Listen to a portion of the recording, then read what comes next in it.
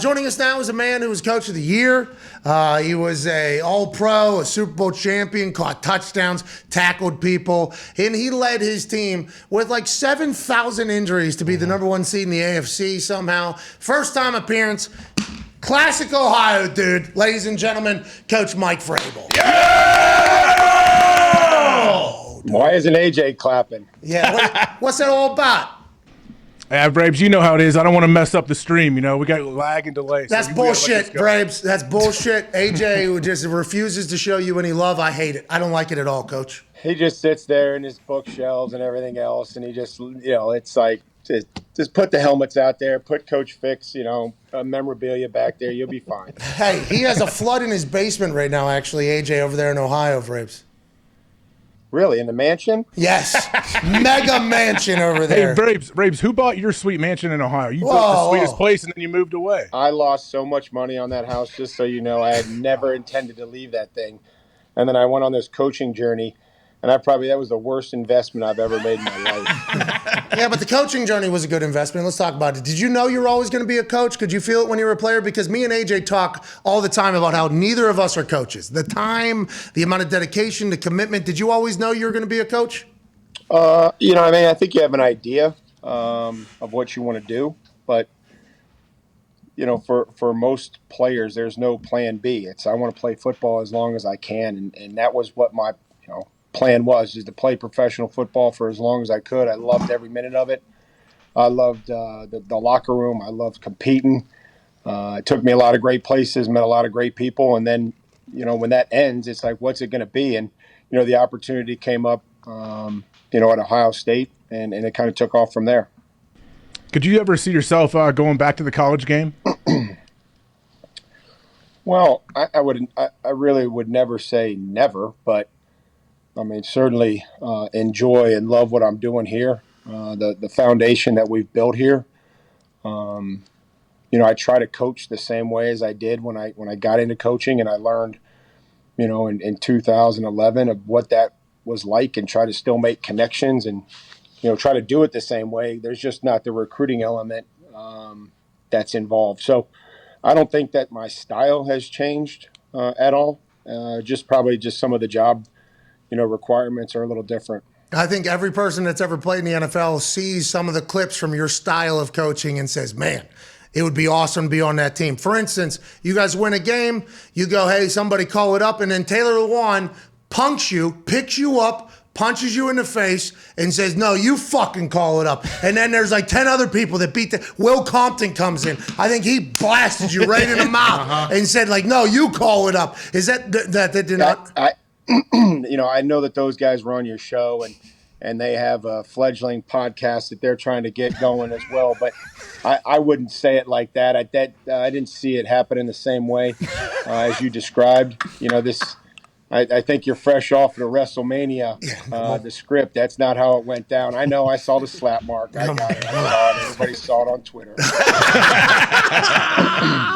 No, but your style is awesome. We talked to Taylor about it because, there's different ways of leadership. And I think there's like the do as I do, not as I say type guys. It feels like you're a coach who's still a player, but you're like, hey, I'm the one making the decisions here. And if you're transparent and authentic, everybody loves that. Did you ever think about like, oh, I'm a head coach now, I got to act differently? Or were you like, this is how I'm going to be, this is how it's going to go? And did you expect success as quickly as it has come? Because you have been a great coach since day fucking one. There was never a manual. There was never a manual, much like what you guys have done here. You guys just go with what you feel in your heart and what you think is best for the fans and your podcast. And I never read a coach's manual. I kind of learned along the way. I always try to, think about what the position the player would be in and how they feel on decisions that I make.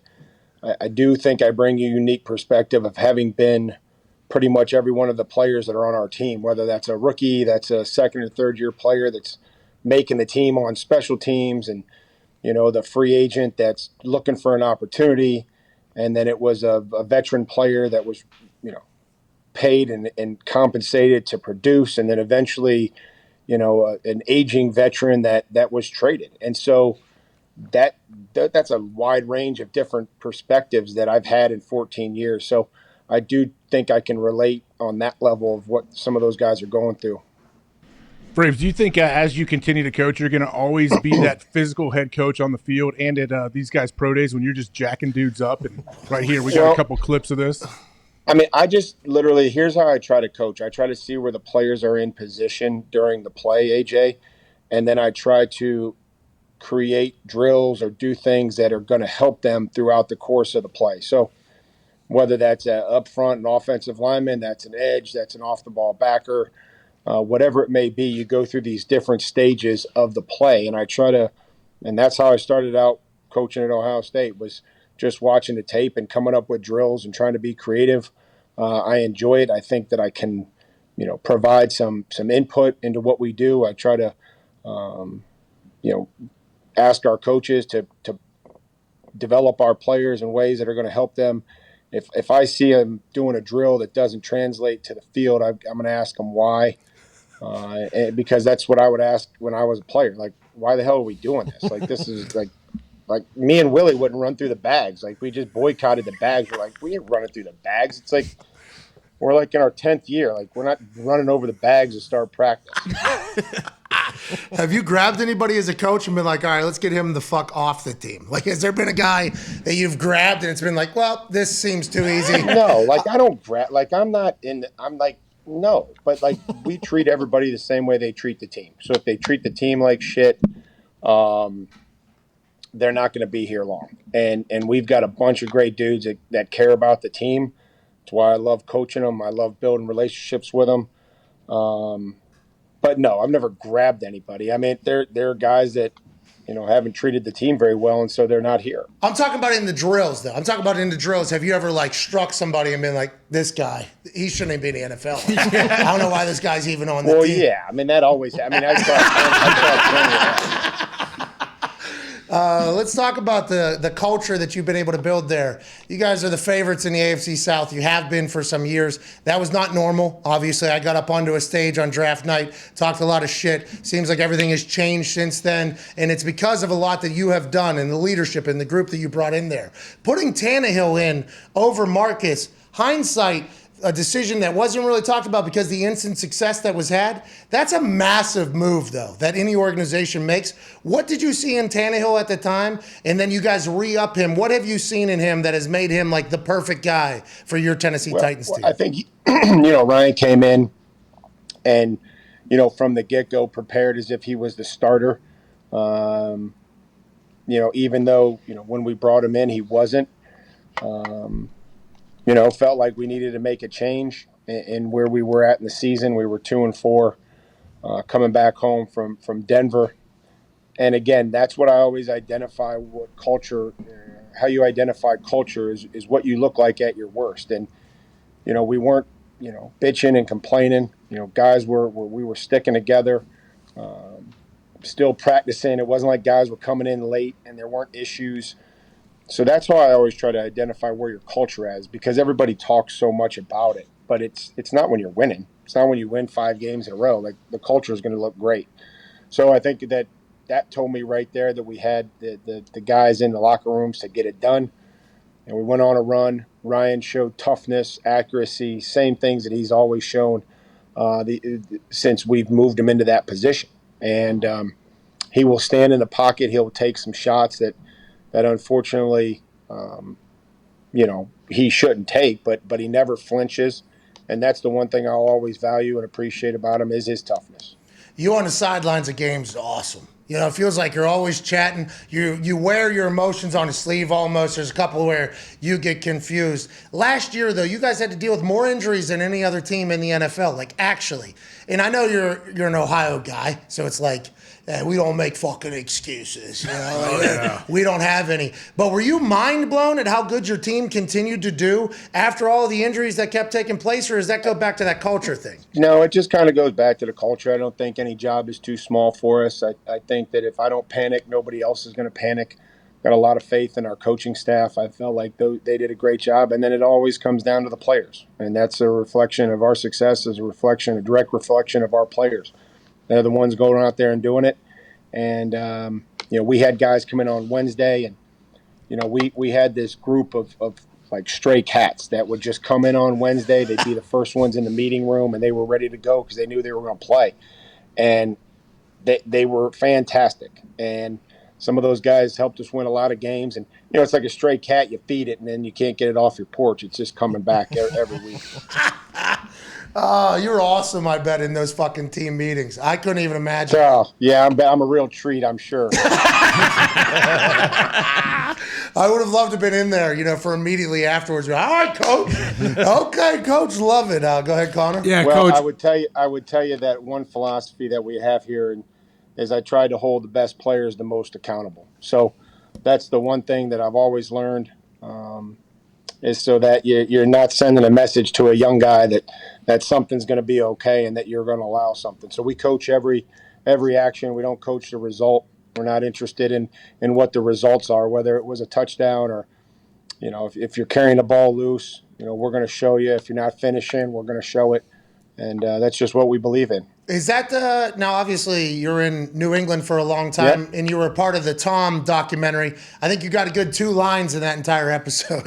I think us watching, we all wanted more Vrabes in that thing. But with Bill, learning from Bill, being in that building, is that your biggest takeaway? And is that why Tom ultimately is the guy that he is, because he was getting dunked on and everybody else had to watch that and know that if it's happening to him, it could happen to you?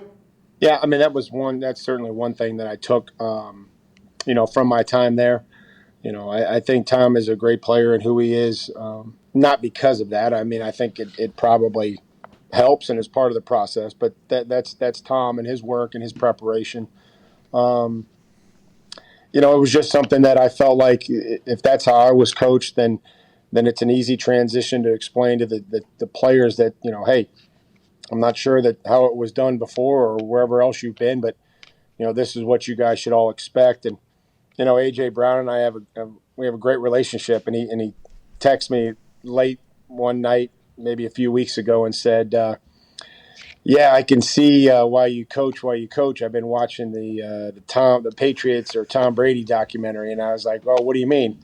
And he's like, "Well, and I said, "Is it good or bad?" He said, "Well, I guess a little bit of both." I said, "Okay, good answer." So I think probably showing some of those clips, those lowlights, we try to just remind guys of what the expectations are.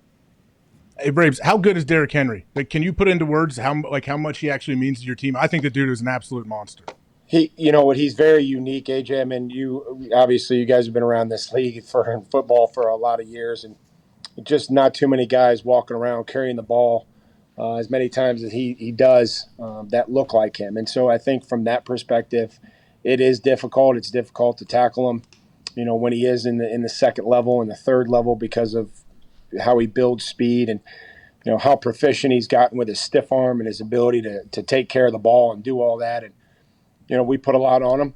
I feel like he does get better with more carries and has an impact in the football game. So he means a lot to us. He knows that, and we try to put the run game around that and what his style is. How do you stay patient with that, knowing that a game can pop open? Because you guys have a actual patience with Derrick Henry. First quarter, he'll average like maybe 1.3 yards a carry. Second quarter, it's like 2 point something. And then at halftime, you guys might be down. Third quarter, you don't panic at all. Like, hey, we're going right back to this run game. Not a lot of coaches can do that. I'm just speaking from experience from watching. We got a guy as well. Is that just that inevitably it's like Novocaine, that shit's going to work at some point? Or? Yeah, that it's eventually going to kick in, and I think it is a cumulative effect that we have to have. And we would, a lot of has to go into to being in a position to do that.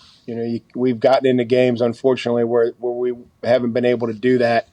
But when you can take care of the football and you can play good defense and do all those things that are required to win, you allow the cumulative effect of what a Derrick Henry and what a run game can do to a football game. You said you were texting with AJ Brown. Do you stay completely out of business in that front, or you try to remain coach, or do you have to?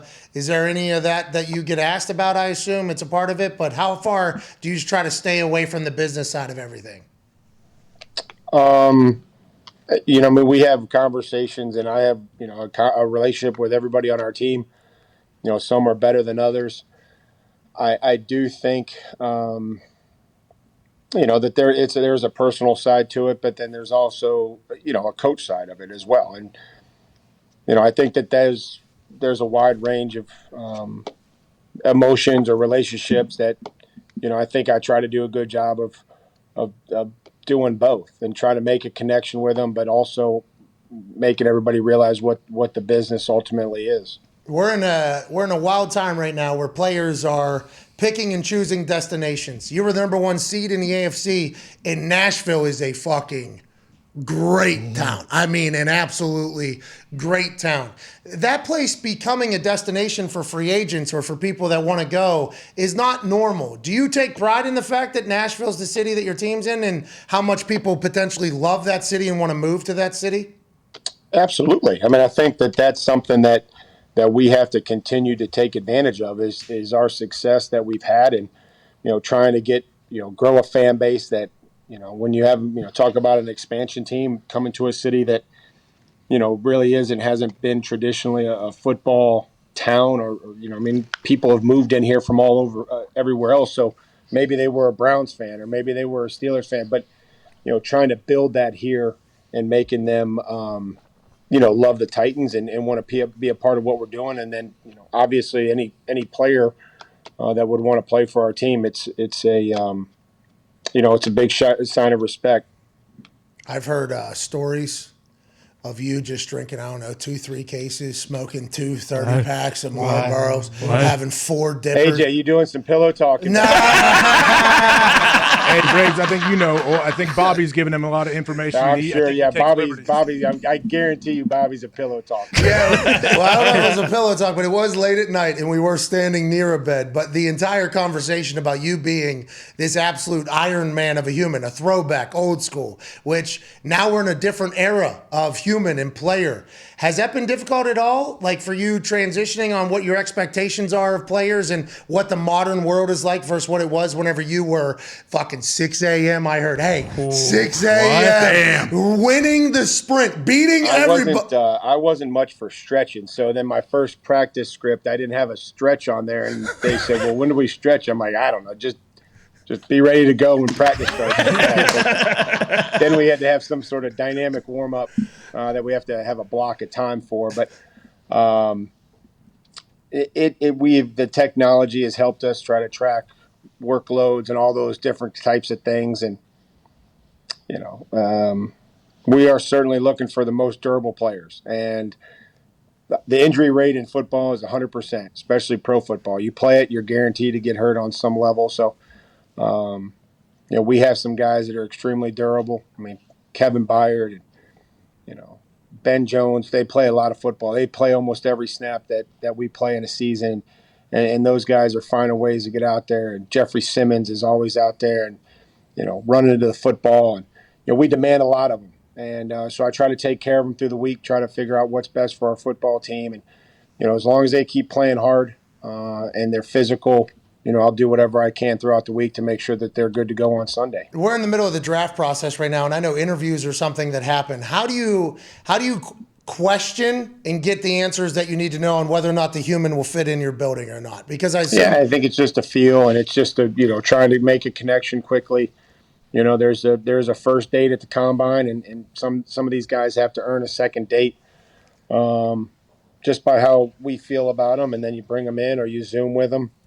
And then it's difficult, it's about trying to make a connection, and are you going to be willing to trust this player, not only on the field, but off the field to represent your organization. So it can be difficult, and it's not a perfect science. Go ahead, Connor. Yeah, Coach, how do you feel about the overtime rules changing? Because we actually were all for yours, which I believe was a 2-point conversion to win the game, or the extra point the other way. Yeah, I think it's good. I think that what where these quarterbacks have gotten and our willingness to pay them over $40 million a year, which is what they deserve when they win. And I think the fans, like I was sitting there watching that game, and I really like Josh Allen as a person, and you have to compete against him, and it's difficult. But I like Patrick, and I would have hated to see one of those two guys not have an opportunity to go back out there and try to have an impact on the game. It just so happened that, Patrick did and Josh didn't. So I do like it. I like it for the playoffs, like we did and voted in. So, I just think the impact that the quarterbacks have, the elite ones, they should help determine the outcome of the game. Hey, the 2-point conversion idea was the best one, though. I think, like, widely voted upon on the internet, which is never wrong. Like, everybody was like, yeah, this is a good idea, because strategy even gets involved, right? You go for 2, you miss it, the other team goes back, they kick an extra point. It's huge. I thought that was the right play. It wasn't going to guarantee that both teams were going to get it, but it was going to make it pretty certain that they probably would have. Whether the coach was going to attempt, when you score, you're going to kick the extra point, or you're going to go for it, and 50% of the time, you weren't going to get it. So that was literally just something I came up with, shortly after that game. That's a good idea. It was a great idea. People loved it. Who knows if we'll ever see it, but I want to let you know that Ohio brain done good over there. All right, go ahead, Ty. Coach, knowing Tom as well as you do, were you surprised by either his retirement or him saying, 5 weeks after, fuck it, I'm coming back, I still have more to prove? Yeah, I talked to him. I said, you took the kids to a soccer game and you went to the beach and you went skiing, and then you're like, yeah, I've had enough of these guys. Oh, that's crazy. That is Brave, crazy. you just got back from that coaches meetings. Is that fun at all? Like, do you guys get to hang out and have a good time? Yeah, no, guys, meetings are over. Guys get together and hang out. And, I think that it's a competitive business, but obviously there's a fraternity that goes on. And, I've got a lot of respect for what everybody does and the job that they do. So it's good to get to see everybody. It's a little difficult at the combine, but it's much easier at the owners meeting. Hey, you're one of the older head coaches now, like the most established head coaches now. That has to be pretty interesting, because remember when you get hired out of Houston, Vrabel's the head coach in the NFL. Yeah, that happened quickly, didn't it? Yes, that really does feel like it's just a couple years ago, and now you're like an OG in that whole thing. Yeah, I don't know. I mean, it did happen quick, and it goes fast. And, here we are already getting the off-season program started here in a couple weeks. And, you just try to do the best job in each season, whether it's the off-season, it's the draft, it's free agency. We'll be at training camp before we know it. And, you try to break it down to that, and then it's just however you can, survive during the season. You're going to have some great wins. You're going to have some devastating losses, and you just have to ride the wave and know that it's a long season, and you want to be playing your best football late. You guys are doing that on a very regular basis. Last question here from Tone. Go ahead, Tone. Fraves, I was wondering how it works as far as like when these pro days go and these coaches have dinner with the prospects. Like Matt Rule and Tomlin were at every single pro day together, but Tomlin was the one who had dinner with the quarterbacks every single night. Is that a seniority thing, or do they arm wrestle, or how it works? I don't know. I've never been beat out for a dinner, so I just so it is fighting. It's fighting. All planning. Okay, you fight. I think it's all planning. My guess would be when you want to try to schedule a meeting, it's either it's the night before, or I'll grab you afterwards, or however it works. All right, a couple quick ones here before we let you go and get back to work. We appreciate you.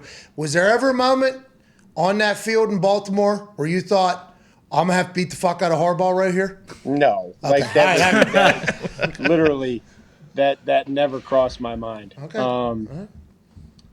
I mean, and John and I laugh about it. John and I laugh about it. That was, that's something that I've told you that we've done. They did that before I got here. The visiting team gets called out of the tunnel. They boo.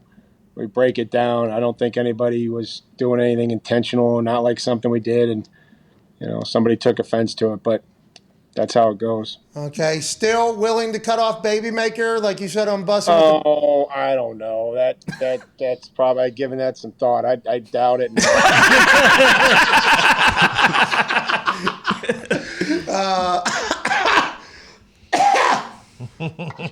What if they could reattach it a year later? Yeah, 1 year? Yeah, I'd do 1 year. And last question, when are we paying Brett Kern $20 million a year? Yeah, we're still looking at that. We did his contract here in the off season, so I don't think it got quite to 20, but we'll see where it's at. All right, good. Yeah, he deserves it. We appreciate you. Congrats on all the success. Thank you for the time. You're the man. Ladies and gentlemen, You head guys coach. do a great job. Oh, thank you, man. Head coach. So do you. Hey, so do you, man. Yeah. Hey, and those sprints hung over. Oh, man. I wish I was there. I'd have been right behind you. Goodbye. All right, see you, Coach Vrabel. Yes. He should commemorate Madden this year and smoke a few darts on the sideline. I agree. Okay, you want to honor the heroes or not? Exactly.